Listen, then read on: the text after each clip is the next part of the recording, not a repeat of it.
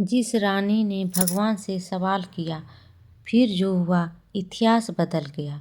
अगर कोई रानी भगवान से कहे, अगर आज न्याय नहीं हुआ तो मैं तुम्हें पूजना छोड़ दूंगी, तो क्या भगवान नाराज होंगे या उसी क्षण प्रकट हो जाएंगे? यह कहानी है एक ऐसी रानी की जिसकी भक्ति संग घंटों में नहीं बल्कि उसके फैसलों में बोलती थी।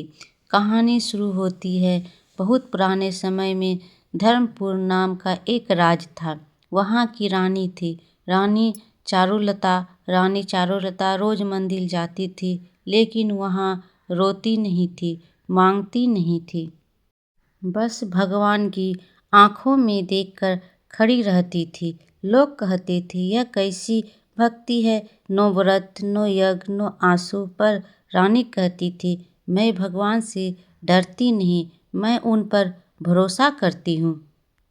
एक दिन एक गरीब विधवा दरबार में रोती हुई आई। उसका बेटा राजमहल के सैनिकों द्वारा झूठे आरोप में मार दिया गया था। दरबार बोला, सैनिकों से गलती हो गई, अब क्या किया जा सकता है?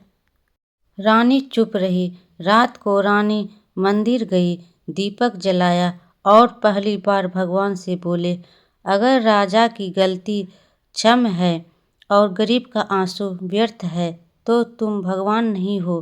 पूरा मंदिर सन्नाटे में डूब गया। अगली सुबह रानी ने वह किया जो किसी ने सोचा भी नहीं था। उन्होंने अपनी ही सैनिकों को सरेआम दंड दिया। दरबार कांप उठा। मंत्री बोले, देवी, इससे राज कमजोर होगा।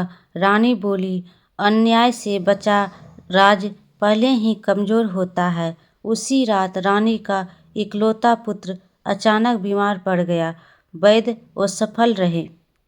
लोग बोले, यह भगवान का दंड है। रानी मंदिर गई, लेकिन इस बार रोई नहीं, बस बोली, अगर मेरी भक्ति गलत थी तो मुझे दंड दो, मेरे निर्णय को नहीं।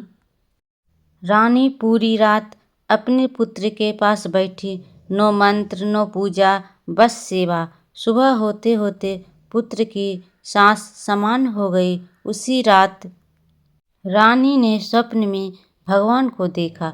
भगवान बोले, तुमने मुझे पूजने से पहले मेरे सिद्धांतों को चुना, यही सच्ची भक्ति है। रानी की आंखों से आंसू बहे। उस दिन से धर्मपुर में लिखा गया, यहाँ भगवान मंदिर में नहीं, न्याय के फैसलों में बसते हैं।